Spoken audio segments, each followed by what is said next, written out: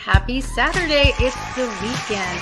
Wake up with us, Texas, and welcome back to another episode on the Connect Show Texas on the Connect Network TV. We have such an exciting show for all of you today, packed with inspirational guests and even two guest hosts.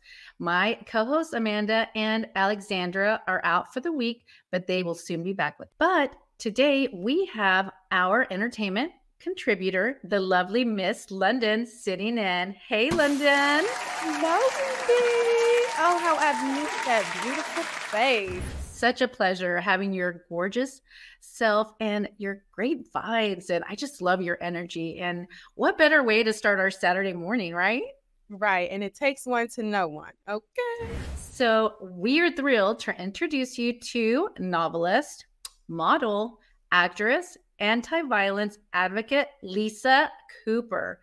Not only is she all of that above, but she is also a sex therapist advocate. Please help me welcome Leeza to the Connect Show Texas.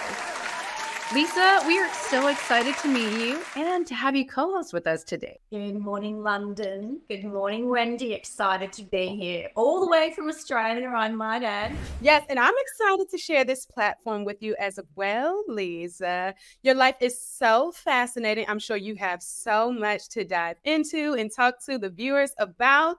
Please share with us a little bit about your background and what brings you to the Connect Show today. 15 years ago, I made a promise to all women who were questioning their sanity, what they might do, what tools they could have or use to get themselves out of domestic violence. And I myself struggled to find something on the shelf that would jump out and grab me and give me a hug, so to speak. There was plenty of books like The Verbally Abusive Relationship. That's why I ultimately became an author. I switched careers and I thought some woman needs to write an empowering book to help women feel like they're not going crazy doing something so insidious as domestic violence, because it can make you feel like you're going crazy. So I wrote a very unusual book, my memoir, to help women. Yes. So first of all, thank you for being a survivor and sharing your journey with us all,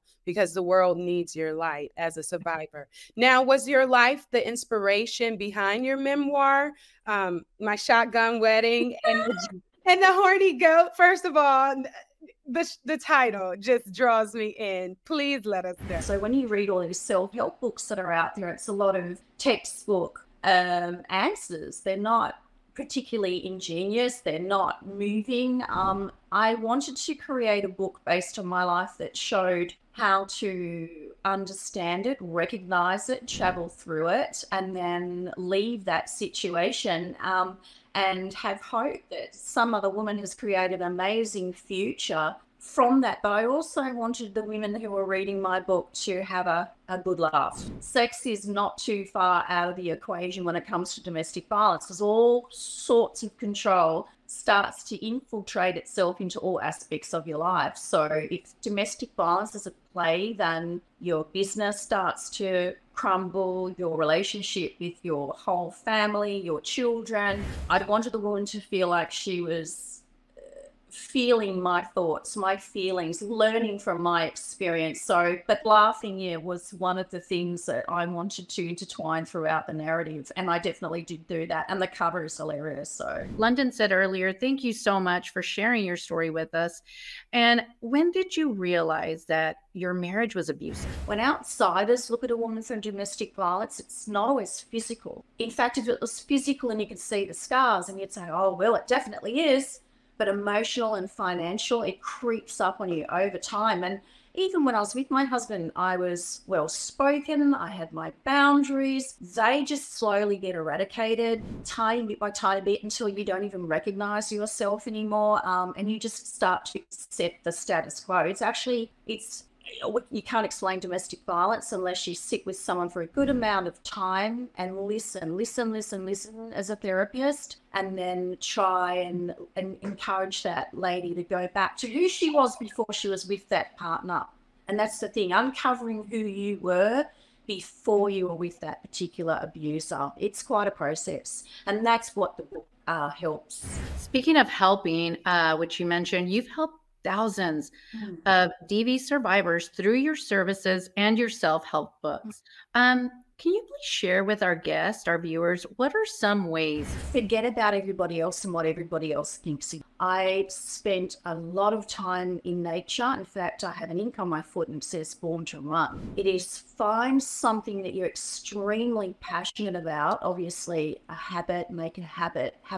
Write yourself a list. What are all the things that I'm grateful for? Who are the people that inspire me? Find your mentors, such as myself.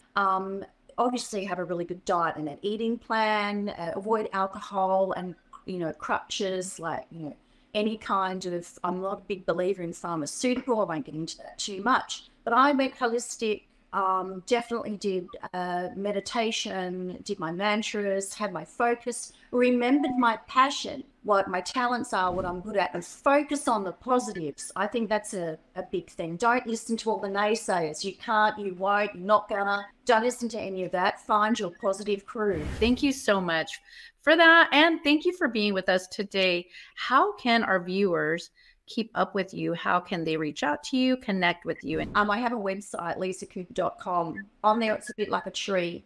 So you'll find all my social medias, healing, spiritual healing, trauma, purchasing books, whatever it is, and you can email me.